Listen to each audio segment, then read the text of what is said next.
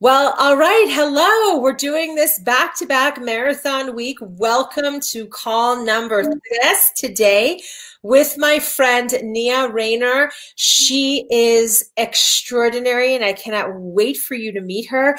As you can tell, we're doing something special in the Project Eñye group this week. And we have something called, we're introducing something that's brand new that we are going to be doing more of, which is, oh my gosh, look at my, forgot to close that. So now everybody knows that I'm not perfect. Okay. This is my dining room. Forgot to close the cabinets, such as life in the pandemic. So this series is called the Table Makers series, and it's brought to you by the Eñye Dream Accelerator and Project Eñye. And what I'm doing is featuring some bad ass Latinas that are a part of our very tight-knit coaching group called the Eñye Dream Accelerator. And depending on if you're older or newer to the community, you may or may not know that we have a group that you can participate in that's specially designed for Latinas. Sorry, guys, but it is a female only or a female identifying space.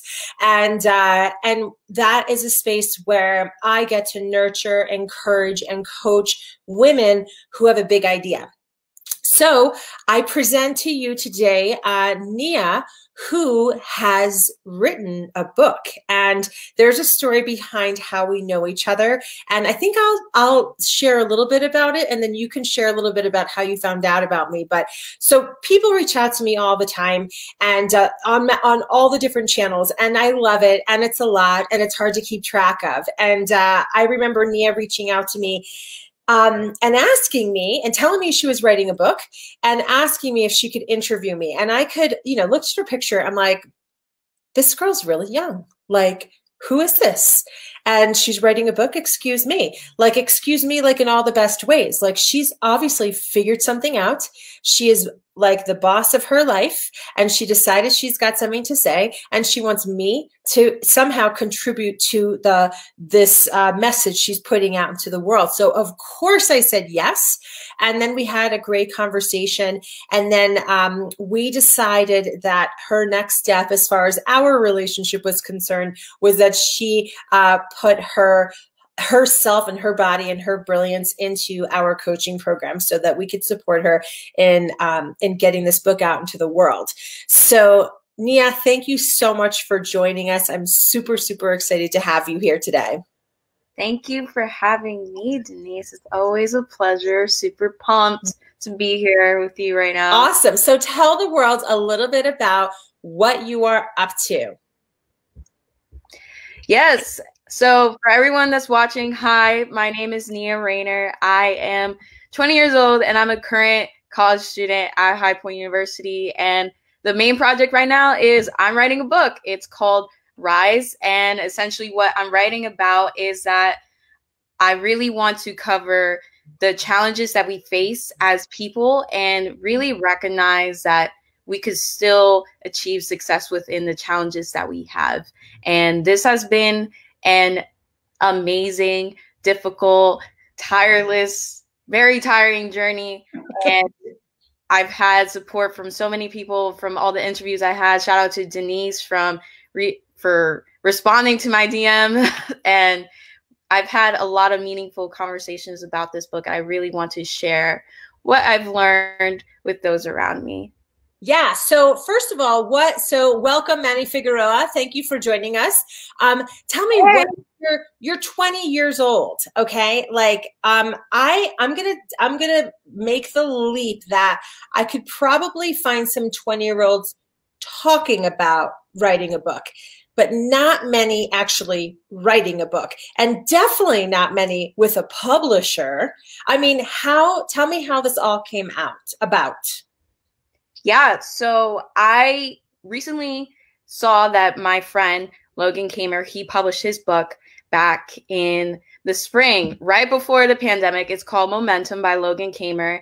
And I told him, congratulations, you are amazing. And you're a senior at High Point University writing a book. How did that happen?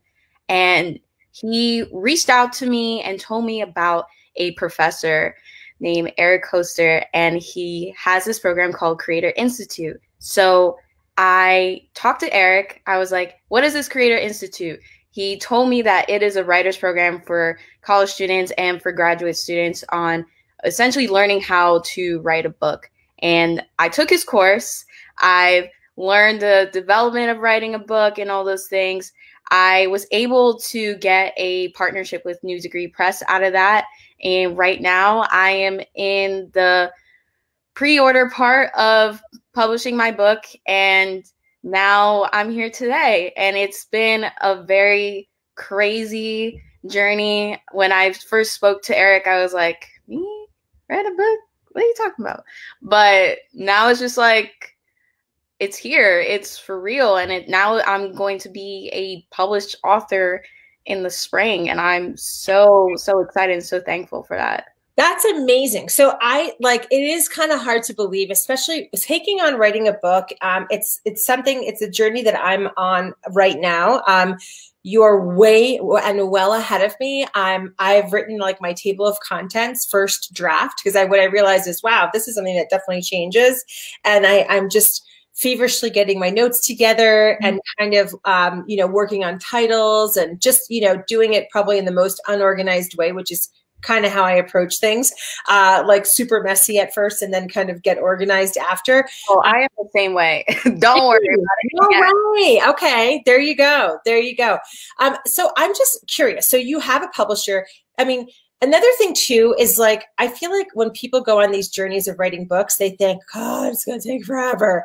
But like the spring is what, 4 months away? I mean, it's going to go by like that. I just feel like it's next week. So, but let's back up. What in the world made you, like, what are you writing about? Like what personal experience made you want to write a book about overcoming challenges? Honestly, there are a lot, and I've been sitting on this for a while, and one of the main reasons why I would go back to why I reached out to you in the first place for that interview is when I watched Being Eñye for the first time. I was like, oh my God, this is me. I am an Afro-Latina, being Puerto Rican, African-American, and that's okay that I have multiple identities, and embracing everything that I have. Throughout the time I was growing up, it was always a conflict. Like, what am I? Finding that identity, and that really took a toll on all the opportunities that were provided to me. I've had some great mentors growing up, and I'm so thankful for that. But there was a lot of times where I felt like there was a lot of things that my mentor said that I had the capacity to do, but because I was struggling a lot with my internal self, I didn't feel like I could really push myself to the next level, because as a result of this internal conflict, I was always rejecting myself for opportunities or putting myself down and all these things. And it kind of seems a little cliche, but if you don't know who you are, then how is it that you're going to move on to the next level? And that's real. And I wasn't in the best place because of that. And then when I got to college, I was in a space. I'm in a university that is predominantly white, and there's not that many people that look like me. And it's kind of ironic, but that's where I really learned to utilize my uniqueness, my culture, my identity. And even though I don't have it all figured out, like, that's totally okay. These conversations that I have with other people about culture, traveling the world and all those things, it's very impactful, and it's important to realize that it's okay to never stop learning. And then when it came to this year specifically, so I started writing the book, I would say a week after George Floyd died. So, oh, wow. Yeah, so there was a lot going on in my mind. You have the pandemic, and then you have the political unrest and all these things going on. But I knew deep down that as a result of this internal conflict I had, I will also think about the political unrest as a result of me identifying with these certain cultural groups. And I realized that in order for us to move on to the next step, you really have to realize the power within yourself. And although I was upset, although I really didn't want to have these difficult conversations, I was like, you know what? I'm just going to write and let's see where that takes me. Mm-hmm. That's amazing. And so you started writing after George Floyd, and now it's done. Are you done with the manuscript already? Or like, what's the process happening right now? So when it comes to writing a book, it's like when you think you're done, you're not done. It's like a movie. It's never done. One of our editors says a movie is never done. It's abandoned. Because I really agree with that. Right. It's like there's still scenes in Being Eñye where I'm like, God, I hate that scene, or I would change this. It's just always there. Oh. So that's the same case in books, huh?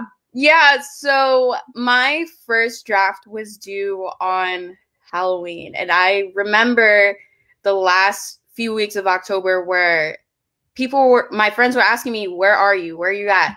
I literally every single weekend, and when I was done with my homework, I would go to whatever desk I could find on campus, because we were one of the few universities to be on in person this semester. I would go get a desk, write, lock myself out, and then there would be other students that knew me come and say hi, and they'll see how like focused I am, typing. They're like, okay, I'm gonna go. Like she's not. Same thing. Like my boyfriend would be texting me like, hey Nia, where are you? Like we're gonna go out. You want to come? All these things. I'm like, no.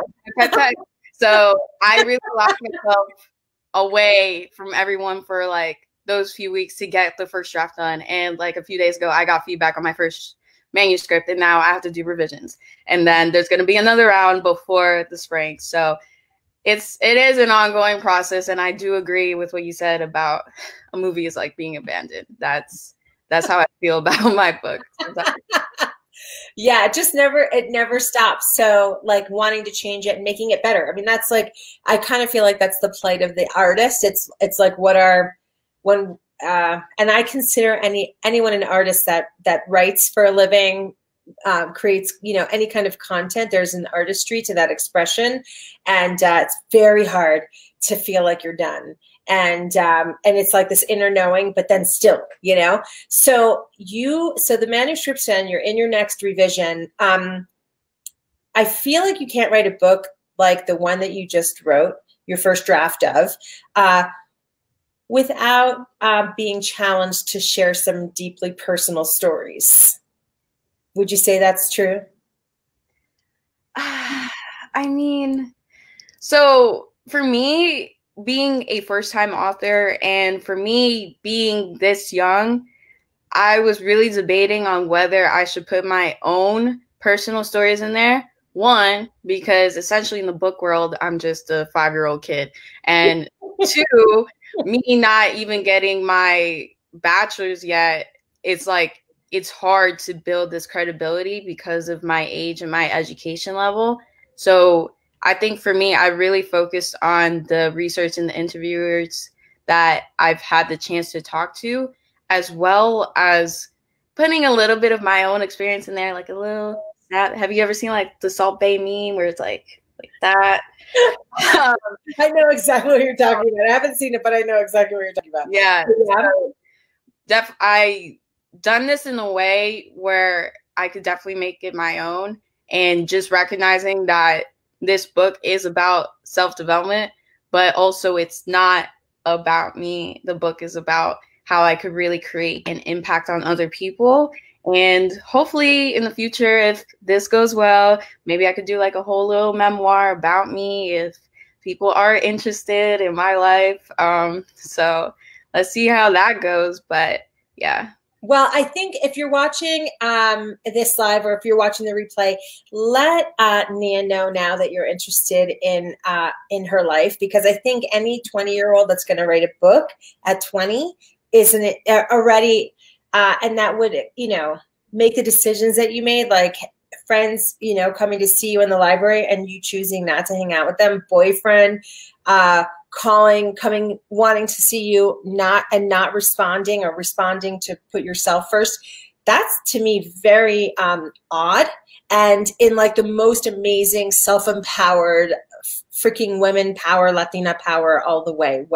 Okay, like like I want my girls to prioritize themselves in the way that you described, because obviously you have this gift you want to give to the world, and it is squarely your priority. And to me, I am super curious about you as a woman, and your life experience. And so if you don't mind, would you be open to share with me like why, like what has happened in your short 20-year-old life? And the reason why I'm emphasizing the 20 is because I'm just so blown away by you. And there are people that are 40, 50, 60 that have a book, and I don't know that it'll ever happen, you know? And there's some drive in you that has just decided it's going to happen with me. And so was there ever a time in your life when you were younger where you just decided, I'm going to beat the odds, I'm going to transcend the situation? Like, is there a time in your life that you can tell me about that was like that for you? Yeah, I've definitely had those moments. And honestly, for me, I think the biggest reason why I've had a lot of those moments is because of a lot of the mentors that I've had in the past. Especially for me, I grew up in the arts. I went to performing arts school. I was in a dance team for a while, and just being around that energy where there's always that hustle and go, trying to make sure your headshots are good for the next audition. And if you're not, if you don't have a gig right now, then you're in class preparing for the next big opportunity.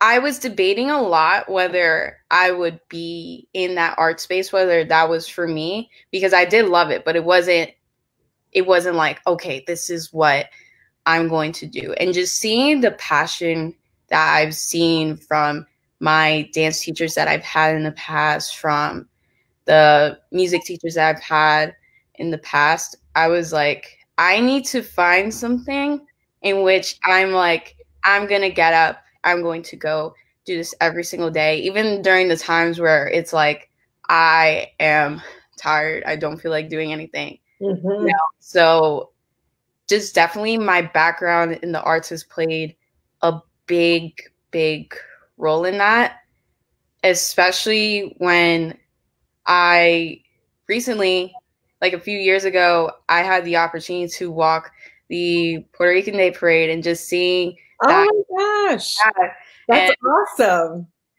Yeah, I think it was like back in 2014, and then a few years later, I got invited back for this scholarship opportunity, which was really cool. And when I did it for the first time, just utilizing what me being a part of the dance team, that's what we got called for, and just having that energy and utilizing what I've learned as a dancer to really perform, and just seeing all the proud Boricuas going on Madison Avenue, and just seeing all the craziness and everyone going like, "Wepa, wepa!" So I also think of moments like that where it's just having a community that's supportive of you, even if they didn't even know my name right away. And I look back on those moments and I'm like, I need to do something that really creates an impact on people. So 2 things: finding a place where I could utilize my passion and energy, and then finding a place where I could really create an impact on my community. And when I realized that I had this passion for writing, because I wrote a lot in the past, but I didn't think it was going to be my thing. And when I really looked back on the things I've written in the past, I was like, let me go explore this a bit. And once I realized that I could really create an impact for this, especially one of the reasons why I really wanted to write this book was that I'm so inspired by self-development books, but there's always something that's left out, and that is the voices of Black, Indigenous, and people of color. I wanted to bring that voice. I wanted to bring that opportunity to my community in which I come from. And once I discovered all those things, I was like, this is it, you know? So whether this be my only book, whether this is my first book or whatever, this is like the place where I could put in a passion and all those things. Yeah, and make the impact that, it's funny. Sometimes people get their calling. You kind of get called at the most inopportune and random times. Like, it's never like, oh, I'm going to do this and then I'm going to understand what my calling is, or I'm going to get this degree or get that certification and then I'm going to be ready for whatever comes next. Life doesn't work like that. Life works like, I was dancing at the Puerto Rican Day Parade. I realized that I was a part of a community that loved me just because I was me, which is kind of what I'm hearing you say. Mm-hmm. And then you decided, this is what I think is extraordinary. You decided, I want to be a person of impact to give back to them. That's what I heard you say. And that's what I'm just so inspired by and excited for you about, because people, I feel like that's not an ordinary thought. It's an extraordinary thought. It's a thought that leaders have. And then to take it the next step and actually make it happen and create a book. And I understand the framework of the book is very similar to like Dale Carnegie, like interviewing a lot of really successful people. I'm pretty sure he wrote Think and Grow Rich, Dale Carnegie, and classic book where he interviewed a lot of millionaires and then tried to distill what they had to say. And it's a classic book. And I kind of see what you're doing in a similar light, except for you're talking to BIPOC and getting their experiences to make sure that their stories get out there, mine included, which I'm so appreciative of. And then making sure that there's kind of room, like kind of creating a space for that, because you see that is important at 20 years old. So girl, you got lots to do in the world. If the first thing you're going to put out is a book, I'm just like getting in the front seat and watching the show, because I'm so blown away by your enthusiasm for the project and your commitment to it, And so what has been challenging for you besides just like the regular stuff, like I'm sure the editing, the revisions, like what has been your biggest internal battle with getting this done? Oh God. Honestly, I think one of the biggest things is convincing people why they should listen to me. Especially, like I was saying before, in the publishing world, if you're 20 years old, basically you're like a little kid. So that's definitely one thing. My experiences as an individual, I'm like, do people really want to listen to me about my own experiences, given that I don't have enough wisdom?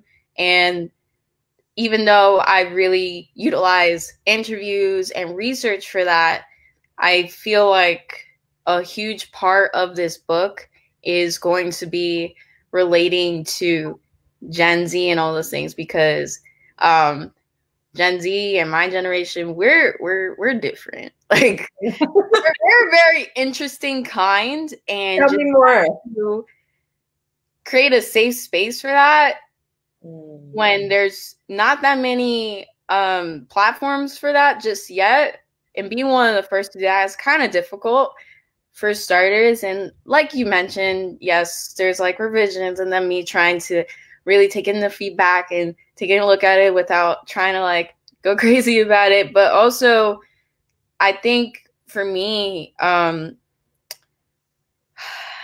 just not trying to like put the book away. Like there'll be times where I'm just writing and I'm just here like, I can't do this, but I know I need to do this. And Wait, hang on. Why do you feel like you can't do this? Because you tell me why. I can't do this. And then what are you telling yourself? What's the reason?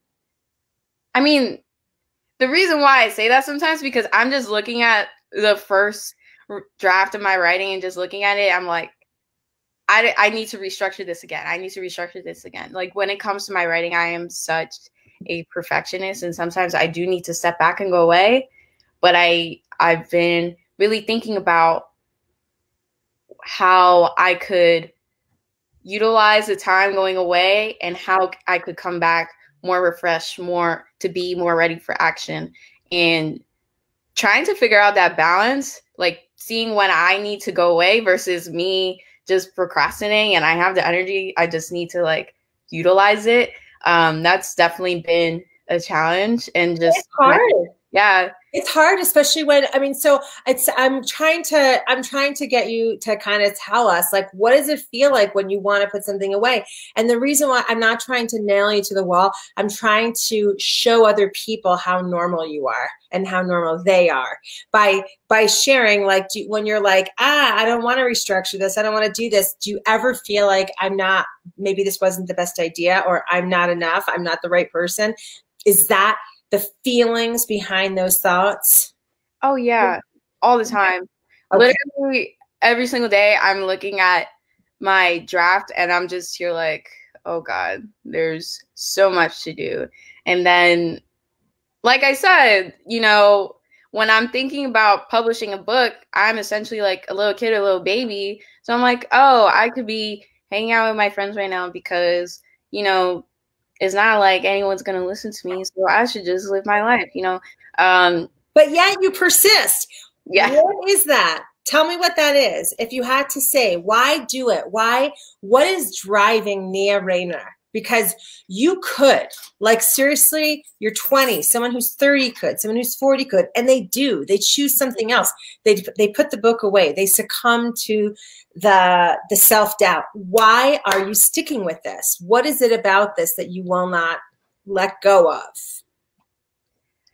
Honestly, it's because I just really need to get this message across. And I honestly feel like, I don't know what it is, but sometimes I just go to bed and I have a voice inside my head saying, tomorrow when you wake up, you have to write this because you're the one to do it. Like, you're the chosen one. I don't know. It's like, I don't know if anyone on here has watched like Avatar: The Last Airbender. That's one of my favorite shows. I just feel like Aang and being one of like the last airbenders, I would say, and just trying to like not go save the world with this book, but trying to make the world a better place with this book. Yes. And, you know, it's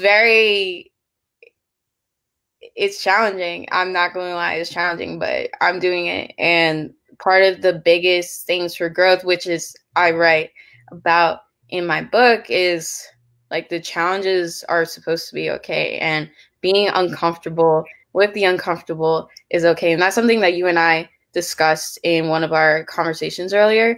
Mm-hmm. So just trying to have that growth mindset, having this ability to be in a space where it's okay to not be comfortable and not know everything. And instead of trying to be a know-it-all all the time, because I was like that when I was younger, I was the quote unquote smartass or whatever. It's better to be a learn-it-all. And that's something that I've been really processing with these past few months, is trying to really soak in from other authors that I've talked to, other people in publishing, and even I've had someone contact me. One of my friends, she was like, "How did you get to this point?" And I told her like all the steps on how I got to publish this book, like my connections with it, how they introduced me to it, because I'm not going to gatekeep anything either. Like that's just not it. Right. So definitely sharing these opportunities with others, and then being uncomfortable, and if I need to, just like pull people out of their shells and just getting there where they want to be. So I mean, honestly, like, just if you're watching this, if you're worried about our future, you don't have to worry. Nina's part of our future. Okay. So like when we get scared, we don't have to be. You're so amazing. I'm just blown away. And like so many things, I take notes. I'm a big note taker because I don't like to forget anything. When I write it down, it helps me remember. And, you know, when you said about like that show Avatar and like how, that's right, the show is called Avatar, yes? Yeah. Okay. I, FYI, told myself the same type of stuff, and I use the words to changing the world. Some people need, and you know, I can't explain it, but my partner always calls it a compulsion because he, you know, I got my car repoed. I got a Mercedes-Benz repoed to make while I was making my film. My husband and I sold our wedding rings to pay the rent one time, and it's like, why would I do that? What would make somebody do something like that? And I, you know, when you were saying, like, I feel like I can change the world, and you kind of skirted around it afterwards, maybe worrying about how it sounds, but it sounds totally normal to someone like me because there's this compulsion that I have to continue the work that I do because I know what a difference it makes.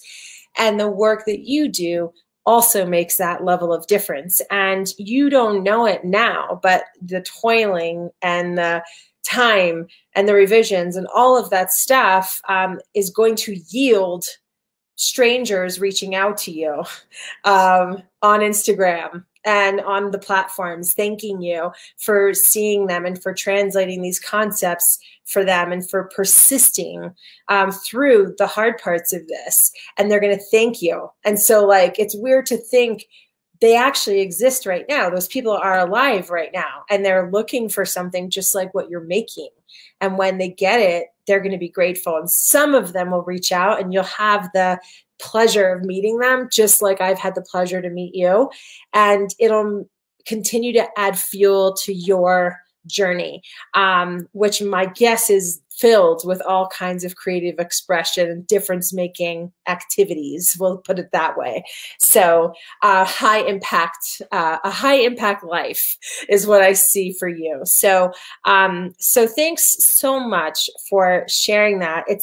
I feel like there's the process is so similar for people, the struggle, the self-doubt. And it's like, it doesn't, you know, I'm going to just say it like this.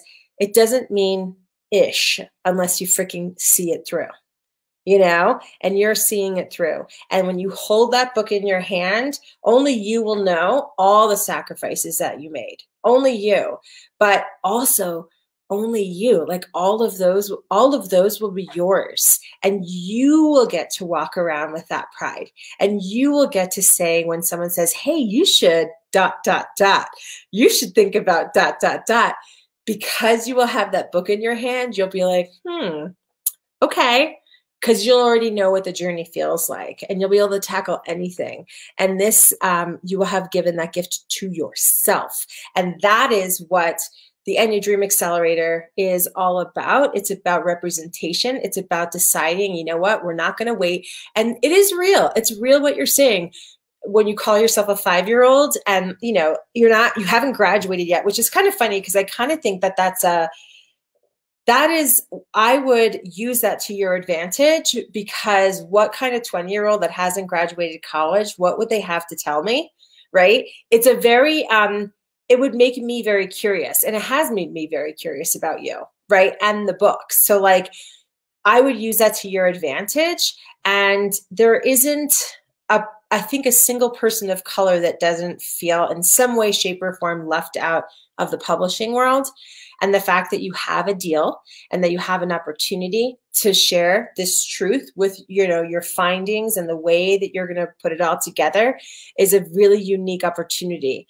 And so in closing, you are kind of embodying what we're talking about here at Table Makers this week. And that is, you know, sometimes you don't get to see the people that look like you. You don't get to see people in positions of power expressing themselves the way that you want to express yourself. And you can either sit back and be pissed about it, or you can stand up and do something about it. And age is not too late, and it's also not too early, okay? Because Eñye has the rest of her life in front of her, but she's got the urgency to want to share this message today.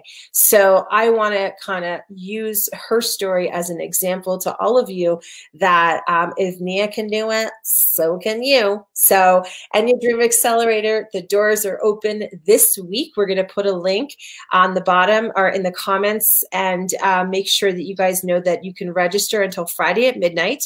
And then also, Eñye, you are in the pre-sale part of your book. So now is the time to support Eñye. This is bigger.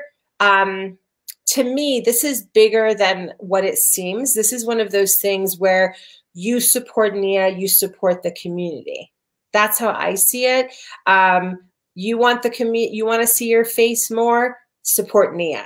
That's kind of how this works. So Eñye, please put the link into the Facebook group comments so that everyone knows to buy your book, which is coming out in the spring and is called what?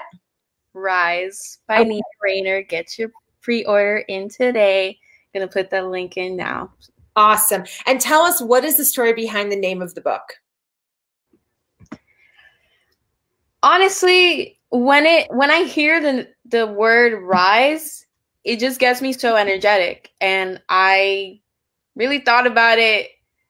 I was like, this is amazing. Just every time I think of rise, I think of a beautiful sunrise. And for those that have been following me, you'll see the graphics that I've been posting. Like every time I say rise, there's a beautiful sunrise that approaches it. And that sunrise to me represents a new beginning, a new encounter. Yeah. And it's, I don't know, it's just like really pretty to look at that sunrise, and just having that new beginning really creates another door for yourself. And the things that I talk about within my book, I really dive into why there's certain reasons why we feel like we can't do certain things. And one of the things I touch upon, for example, is the imposter syndrome. And you and I talked a lot about that, and really diving into how we could overcome that imposter syndrome, whether it be creating a vision board, whether it be being realistic about your accomplishments and your failures, because it's not just about your achievements all the time. Like, we're all going to fail. Even I fail.